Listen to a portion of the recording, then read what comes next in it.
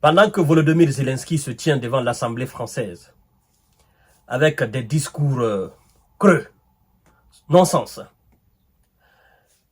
à Donetsk,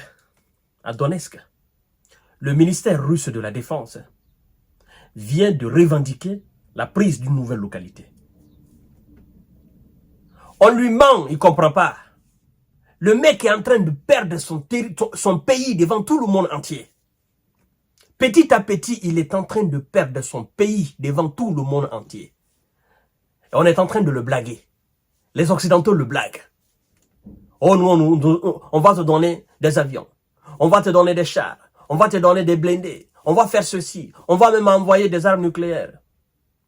Et pendant ce temps, les hommes de M. Vladimir Poutine, eux, continuent très tranquillement leur offensive.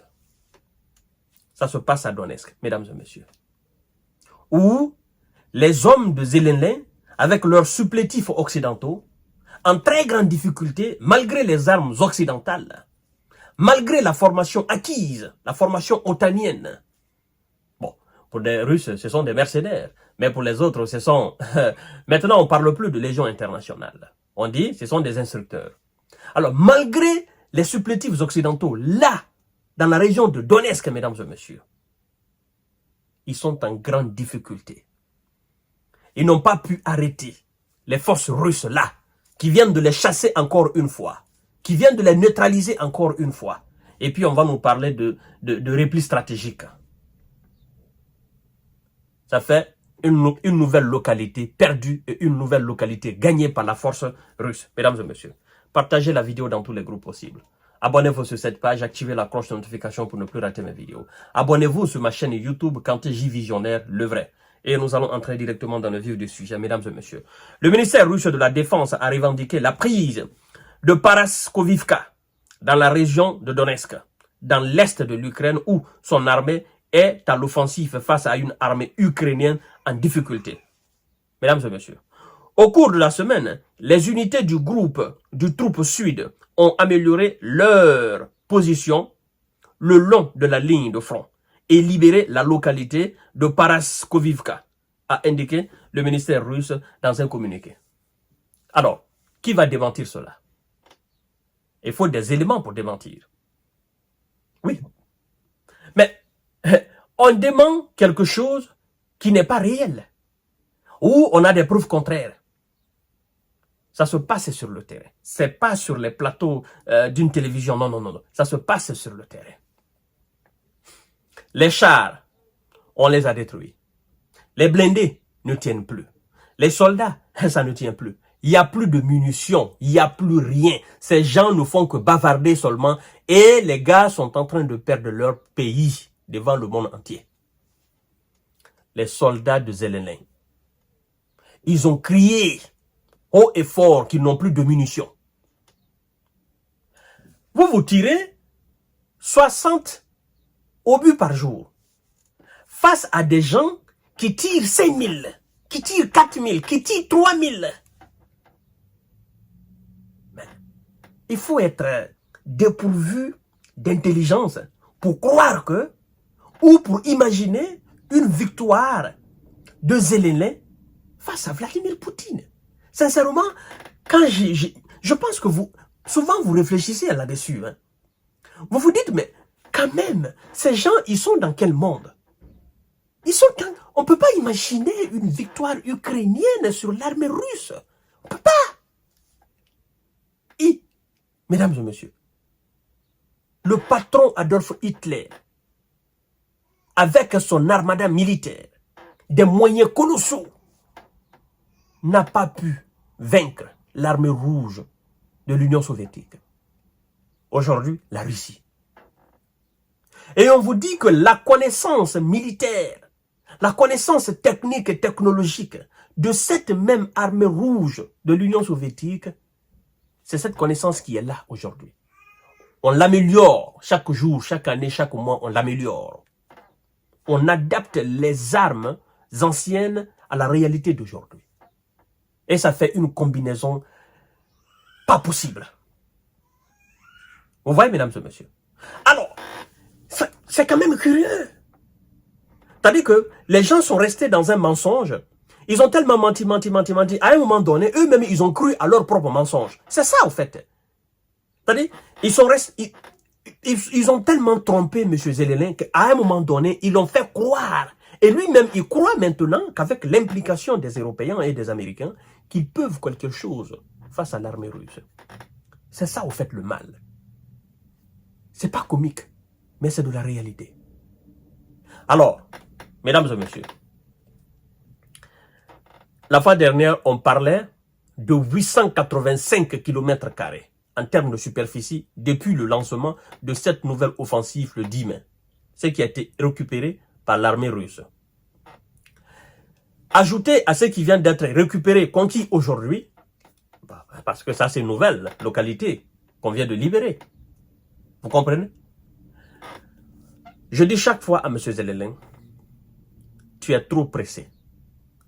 Et tu es face à quelqu'un qui a une notion de temps différente de ce que toi tu connais.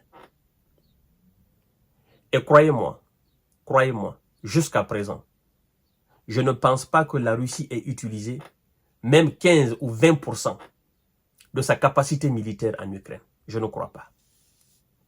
Oui. Je me souviens de ce discours de Vladimir Poutine devant un journaliste américain.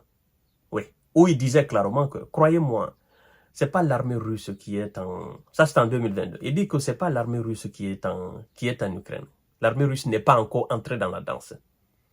Et ça m'a fait tellement peur. Je dis, mais si l'armée russe n'est pas encore entrée en danse là, le jour qu'elle va alors rentrer, qu'est-ce qui va se passer? C'est-à-dire, M. Vladimir Poutine, à travers cette déclaration, il a voulu faire comprendre à la communauté internationale, nous autres, n'est-ce pas, qui suivons cette actualité avec beaucoup d'intérêt, que, pour le moment, son armée est en train de caresser Zelensky. Et que si elle entre réellement dans sa peau guerrière, dans sa véritable peau de destruction, dans sa véritable peau de conquête, rien ne va rester. C'est ce que moi j'ai compris au fait. Parce que c'est quand même des soldats russes qui sont sur le terrain.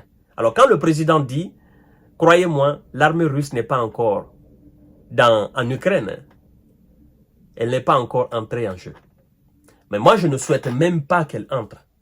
Je ne souhaite même pas qu'elle entre dans sa peau. Parce qu'elle n'est pas entrée dans sa peau. Elle arrive à libérer des villages et des villes. Imaginons maintenant qu'elle entre dans sa véritable peau. Qu'est-ce qui va se passer? Elle va raser complètement. Mais puisque le monsieur est guidé par le bon sens, parce qu'il se dit, en rasant, en fait, ce sont des pauvres citoyens, d'accord, qui vont partir comme ça au repos éternel. Je ne ferai pas cela. Nous irons petit à petit, jusqu'à ce qu'eux-mêmes, ils évacuent les citoyens, d'accord, ils évacuent le peuple, et puis, ceux qui seront en face de nous, ce sera des militaires. Et là, c'est plus facile, le travail est plus facile. Puisque on ne peut pas quand même laisser les citoyens et entrer dans la véritable peau de destruction. Non.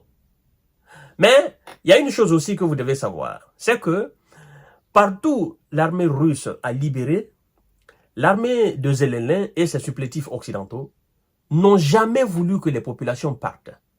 Parce que ils ont compris très tôt que quand les populations laissent les villes où il y a d'intenses combats, en réalité, eux, ils font face directement à l'armée russe. Et là, ça donne la possibilité, puisque le nombre pléthore et les moyens du côté russe dépassent largement ce qu'eux, ils ont.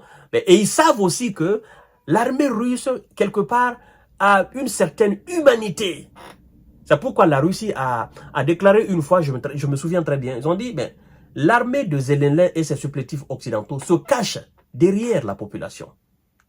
Vous voyez, se cache derrière la population. Qu'est-ce que ça veut dire? Se cache derrière la population parce qu'elle sait que nous n'allons pas tirer sur la population. Elle sait que nous, ce qui nous retient en réalité, c'est le fait que la population soit entre elle et nous. Vous voyez? Donc, c'est pourquoi la situation, elle est difficile. Je comprends certaines personnes qui viennent souvent dans les commentaires en disant, j'y visionnais, mais Vladimir Poutine me fait mal, quoi. Je suis fâché. Mais pourquoi il... Non.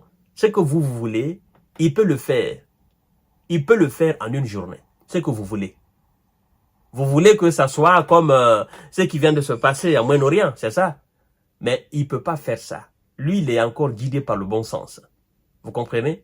C'est-à-dire, il respecte, parce qu'il se dit, en réalité, dans la tête du mec, c'est que l'Ukraine, la population ukrainienne et russe, ce sont des frères. Mais puisqu'ils ont une élite qui s'est laissée téléguider par les Occidentaux, donc ça devient difficile. Vous comprenez? Donc quelque part, c'est pourquoi les soldats russes disent souvent, combattre les Ukrainiens, c'est comme si nous combattons nos frères.